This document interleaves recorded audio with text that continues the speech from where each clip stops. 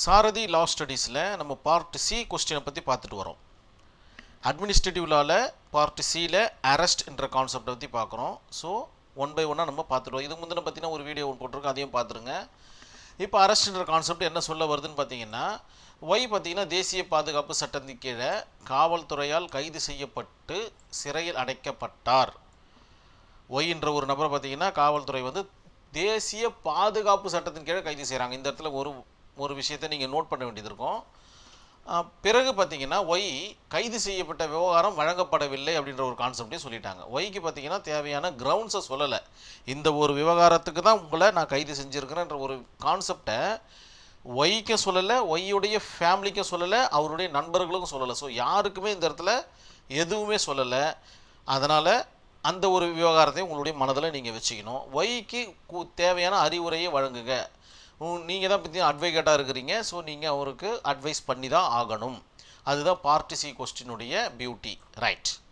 இப்போது இந்த 6 ஸ்டெப்பை நீங்கள் ஃபுல்ஃபில் பண்ணும்போது இந்த விவகாரம் உங்களுக்கு மிக எளிமையாக புரிய வந்துடும். ஃபஸ்ட்டு ஒன்று என்னென்னு பார்த்தீங்கன்னா, டீப்லி அப்சர்வ்டு கொஸ்டின்ஸ். முதல்ல இந்த கொஸ்டினை நல்லா டெப்த்தாக அப்சர்வ் பண்ணுங்கள். என்னெல்லாம் கேட்டிருக்காங்க அப்படின்றத ஒரு வாட்டி படித்து பார்த்துக்குங்க. செகண்ட் ஒன்று பார்த்தீங்கன்னா, how many characters are that in question. எத்தனை கேரக்டர்ஸ் இதில் இன்வால்வ் ஆகிருக்காங்கன்றதை பாருங்கள். ஃபர்ஸ்ட் ஒன் பார்த்தீங்கன்னா ஒய் என்ற ஒரு கேரக்டர் இன்வால்வ் ஆகிருக்கு. அதுக்கப்புறம் போலீஸ் என்ற ஒரு கேரக்டர் இன்வால்வ் ஆகிருக்கு. அதுக்கப்புறம் பார்த்தீங்கன்னா நேஷ்னல் செக்யூரிட்டி ஆக்ட்ன்ற ஒரு கான்செப்ட் இதில் இன்வால்வ் ஆகிருக்கு. ஸோ 3 கான்செப்ட் இதில் இன்வால்வ் ஆகிருக்கு. அதுக்கப்புறம் பார்த்தீங்கன்னா which topic involved that question. என்ன டாபிக்லாம் இதில் இன்வால்வ் ஆகிருக்கும் அப்படின்றத நீங்கள் யூகிக்கணும் இந்த இடத்துல.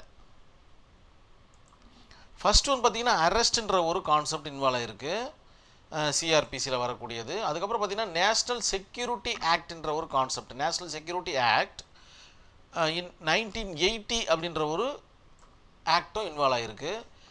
தேர்ட் ஒன் பார்த்தீங்கன்னா இது மறைமுகமாக இன்வால்வ் ஆகி இருக்கக்கூடிய விஷயங்கள் இந்தியன் கான்ஸ்டியூஷனில் வரக்கூடிய ஃபண்டமெண்டல் ரைட்ஸ் இதில் இன்வால்வ் ஆகிருக்கு.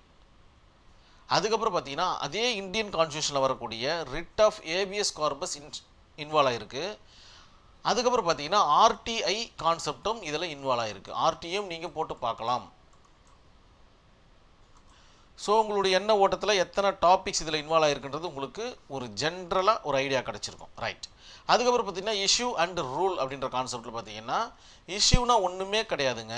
இந்த இல்லுஸ்ட்ரேஷனில் கேட்கக்கூடிய கொஸ்டினை சரியாக தவறான்றதை நீங்கள் அந்த இடத்துல ஜட்ஜ் பண்ணுறீங்க. ஒரு 3 டாபிக் போட்டு வெதர் ஒய் வாஸ் அரெஸ்ட், இதில் இருக்கிறது அப்படியே எழுத போகிறீங்க. Why was arrest by the police officer under national security act.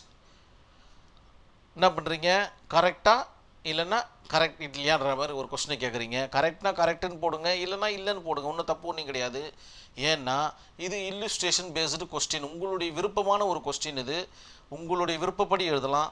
என்ன ஒரே ஒரு விஷயத்தை நீங்கள் மனசில் வச்சுக்கணும்னு பார்த்தீங்கன்னா, நீங்கள் எழுதக்கூடிய விடயம் பார்த்தீங்கன்னா லீகல் பைண்டோடு இருக்கணும். இதுதான் கான்செப்ட். அதுக்கப்புறம் பார்த்தீங்கன்னா ஒய்க்கு எந்த ஒரு விவகாரமும் தெரிவிக்கப்படலை, இது சரியாக தப்பான்னு கேட்டிங்கன்னா கண்டிப்பாக அது தவறு தான். ஸோ லீகல் பைண்ட் இந்த இடத்துல மிஸ் ஆகுது, அதையும் நீங்கள் எழுதுறீங்க. அதேமாதிரி உங்கள் குடும்பத்தாருக்கு தெரிவிச்சிருக்காங்களா பார்த்தீங்கன்னா அதுவும் இந்த இடத்துல தெரிவிக்கப்படலை. ஸோ நீங்கள் அட்வைஸ் பண்ண போகிறீங்க. இப்போ தான் மெயினான கான்செப்ட்டுக்கு வரீங்க. அதுக்கப்புறம் செக்ஷன்ஸ் என்னெல்லாம் இதில் இன்வால்வ் ஆகிருக்குதுன்றது நீங்கள் பார்க்க போகிறீங்க. ஃபர்ஸ்ட் ஒன் பார்த்தீங்கன்னா அரெஸ்ட்டை பற்றின கான்செப்டை எழுதிருங்க. அரெஸ்ட்டில் என்னென்ன டைப்ஸ் இருக்குது, வித் அரெஸ்ட்டு, வித்தவுட் அரெஸ்ட்டு, அதுக்கான section 40 sub clause 1, section 40 sub clause 2 and 42 of CrPC அப்படின்றத நீங்கள் இந்த இடத்துல முடிச்சுடுறீங்க. அதுக்கப்புறம் வேறு என்ன செக்ஷன்ஸ்லாம் இதில் வருது அப்படின்னு பார்த்தீங்கன்னா, இந்த இடத்துல இன்னொரு செக்ஷன் வருது பாருங்கள்.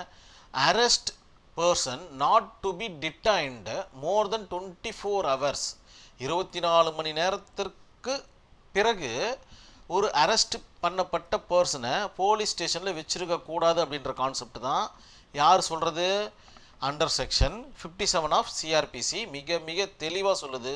ஸோ இதெல்லாம் நீங்கள் நோட்ஸ் எடுத்துக்கணும்.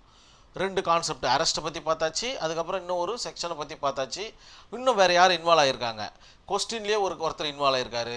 தேசிய பாதுகாப்பு சட்டம் இன் 1980 இன்வால்வ் ஆகியிருக்காரு. ஸோ இந்த ஒரு செக்ஷனையும் நீங்கள் மென்ஷன் பண்ணிடுறீங்க. அதுக்கப்புறம் வேறு யார் இன்வால்வ் ஆகியிருக்காரு? மறைமுகமாக ஆர்டிஐ இன்வால்வ் ஆகிருக்கு. அதுக்கப்புறம் யார்? ஃபண்டமெண்டல் ரைட்ஸ் இதில் வயலேட் ஆகப்பட்டிருக்கு. So Indian constitution article 12 to 35 பர்டிகுலராக 14 பார்த்தீங்கன்னா இதில் வயலேட் ஆகிருக்கு, நீங்கள் அதையும் நீங்கள் எழுதி தான் ஆகணும். அதுக்கப்புறம் ரிட்டை பற்றின கான்செப்ட் நீங்கள் எழுதி ஆகணும். ஸோ இவ்வளோ விஷயத்தை நீங்கள் எழுதணும். கிட்டத்தட்ட ஒரு 6 செக்ஷன்ஸ் பார்த்தீங்கன்னா இதில் இன்வால்வ் ஆகிருக்கு. 1 by 1 எதுனா இதுவே பார்த்தீங்கன்னா 2 பக்கத்துக்கு வந்துடும். ஸோ நீட் அண்ட் க்ளீனாக உங்களுக்கு வந்துடும். இதையே தான் நீங்கள் அப்ளிகேஷன்லேயும் போட்டு எழுத போகிறீங்க. இதை ஜஸ்ட் இதில் மென்ஷன் பண்ண போகிறீங்க, இது அப்ளிகேஷனில் ப்ரீஃபாக எழுத போகிறீங்க, அவ்வளோதான். ஒரு 4 லைன் எழுதினா கூட போதும். இதற்கு நடுவில் பார்த்தீங்கன்னா கேஸ் ஸ்டடிஸ் நீங்கள் எழுதணும். அப்ளிகேஷனுக்கு அப்புறம் எழுதக்கூடிய விஷயம் பார்த்தீங்கன்னா கேஸ் ஸ்டடிஸ் எழுதணும். இதுக்கு சூட்டபிளான ஒரு கேஸ் ஸ்டடிஸ் போட்டிருக்கு பாருங்கள். DK Basu versus state of West Bengal அப்படின்ற ஒரு கேஸ் ஸ்டடி.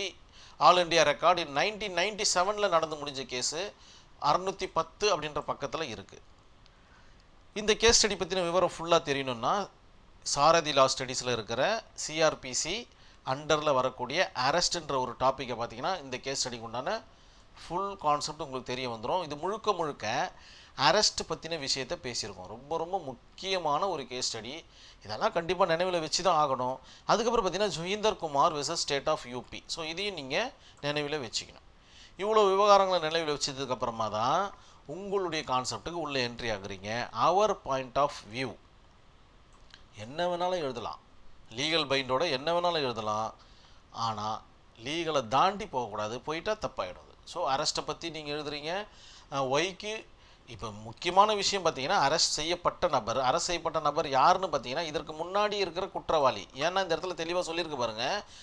பொது ஒழுங்கையும் தேசிய பாதுகாப்பையும் பராமரிக்க 1980 இயற்றப்பட்ட சட்டம், ரைட், நேஷ்னல் செக்யூரிட்டி ஆக்ட் இதுக்காக பண்ணியிருக்காங்க. தேசிய பாதுகாப்பு தடுப்பு காவல் சட்டம் இது ஒரு நபரை எதிர்கால குற்றங்களை செய்வதிலிருந்து மற்றும் எதிர்கால வழக்குகளிலிருந்து தப்பிவிப்பதற்காக அவரை கட்டுப்படுத்துவதற்காக அரெஸ்ட் செய்யப்படுது. சரி, ஒரு நல்ல நோக்கத்தோட போலீஸ் ஆஃபீஸர் வந்து பார்த்திங்கன்னா ஒய்யை அரெஸ்ட் பண்ணிட்டாங்க.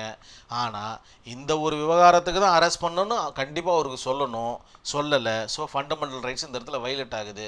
சரி, அவருக்கு தான் சொல்லலை, அவர் கிரிமினல், அவங்களுடைய ஃபேமிலிக்காவது சொல்லியிருக்கணும், அவருடைய நண்பர்களுக்காவது சொல்லியிருக்கணும். ஸோ எதுவுமே சொல்லாமல் ஒருத்தரை பிடிச்சி ஜெயிலில் போட்டுட்டாங்கன்னா அந்த ஃபேமிலி மெம்பர்ஸ் என்ன நினச்சிப்பாங்க? அவர் காணாத போயிட்டாருன்னு நினச்சிப்பாங்க, இல்லை வேறு எதனா நடந்துச்சுன்னு நினச்சிப்பாங்க. ஸோ என்ன வேணால் நினைக்கிறதுக்கு உண்டான வாய்ப்பு இருக்குது. அகைன் எங்கே வரணும்? போலீஸ் ஸ்டேஷனுக்கு தான் வரணும். அதுக்கப்புறமா அவங்க சரியாக பதில் சொல்லலைன்னா ஆர்டிஐ ரிட்டு இந்த மாதிரி ட்ராவல் ஆகிட்டுருக்கோம். ஸோ இதெல்லாம் நீங்கள் அரே பண்ணணும். ஸோ இவ்வளோ விவகாரங்களையும் எழுதிட்ட பிறகு நீங்கள் கன்க்ளூஷன் எழுத வேண்டிய இடத்துக்கு வந்துட்டீங்க. கன்க்ளூஷன் ஒன்றும் கிடையாது, ஒரு முடிவுரை எழுத போகிறீங்க. அவர் அரெஸ்ட் செய்யப்பட்டது தவறா இல்லையா? அரெஸ்ட் செய்யப்பட்டது தவறு மாதிரி இந்த இடத்துல எதுவுமே தெரியல. ஏன்னா ஒரு ஏற்கனவே இருக்கிற கிரிமினல் ஹபிச்சுவல் அஃபெண்டர் அப்படின்றதுனால அதை பற்றி பெருசாக நம்ம யோசிக்க வேண்டிய அவசியம் கிடையாது. அரெஸ்ட் செய்யப்பட்டுட்டார். ஆனால் அவங்க வீட்டுக்கோ இல்லை அவருக்கோ தெரிவிக்காதது மிக மிக பெரிய தவறுன்றதை நீங்கள் சுட்டி காமிச்சிட்டு உங்களுடைய அறிவுரை, தட் மீன்ஸ் அந்த அட்வைஸை நீங்கள் முடிச்சுடுறீங்க. ரிட் ஆஃப் ஏபிஎஸ் கார்பஸை பற்றி எழுதணும். ஆர்டிகல் 32(1)(2)(6) என்ற விஷயத்தை எழுதணும். இதுக்கு ரிலேட்டடான ஒரு கேஸ் ஸ்டடிஸ் எழுதலாம். லேட்டஸ்ட்டாக நியூஸை பார்த்தீங்கன்னா நிறைய கேஸ் ஸ்டடிஸ் இருக்குது. ஏதாச்சும் ஒரு கேஸ் ஸ்டடிஸை எழுதிடுங்க. அதன் பிறகு பார்த்தீங்கன்னா இந்த வீடியோவையும் சிஆர்பிசி அண்டரில் வரக்கூடிய சாரதி பிளேலிஸ்ட்டில் சிஆர்பிசி அண்டரில் அரெஸ்ட்ன்ற வீடியோவை நீங்கள் பார்த்தா மட்டும்தான் இந்த வீடியோவை மிக அழகாக எழுத முடியும். இதில் ஒரு 8 நிமிஷம் வந்திருக்கு. ஸோ அதில் ஒரு 8 நிமிஷம் வந்திருக்கும். ரெண்டுத்தையும் கம்பைல் பண்ணிங்கன்னா நிறைய டாபிக் இது யூஸ் ஆகும். ஒன்று பார்த்தீங்கன்னா அட்மினிஸ்ட்ரேட்டிவ் லாக்கு யூஸ் ஆகுது, செகண்ட் ஒன்று ஐபிசிக்கு யூஸ் ஆகும், அதுக்கப்புறம் பார்த்தீங்கன்னா சிஆர்பிசிக்கு யூஸ் ஆகும், ஒரு சில நேரங்களில் எவிடன்ஸ் ஆக்டுக்கு யூஸ் ஆகும், ஒரு சில நேரத்தில் டாட்ஸ்லேயே கேட்பாங்க, ஒரு சில நேரத்தில் கிட்டத்தட்ட வரக்கூடிய ஒரு 4-5 பேப்பர்ஸில் இதை கேட்குறதுக்கு உண்டான வாய்ப்பு இருக்குது. ரொம்ப டெப்த்தாக எடுத்துக்குங்க. இந்த ஒரே ஒரு கொஸ்டின் பார்த்தீங்கன்னா நிறைய டாப்பிக்கில் கேட்டுக்கிட்டே இருப்பாங்க. அதனால் தெளிவாக நோட்ஸ் எடுத்துக்கோங்க. 2 கேஸ் ஸ்டடி மிக பிரமாதமாக இருக்கும். அரெஸ்ட்டை பற்றின வீடியோவை பாருங்கள். நான் டிஸ்கிரிப்ஷனில் அந்த லிங்க்கை நான் கொடுக்குறேன், கிளிக் பண்ணி பாருங்கள். இந்த வீடியோ கண்டிப்பாக உங்களுக்கு பிடிச்சிருக்கும்னு நினைக்கிறேன். நன்றி, வணக்கம்.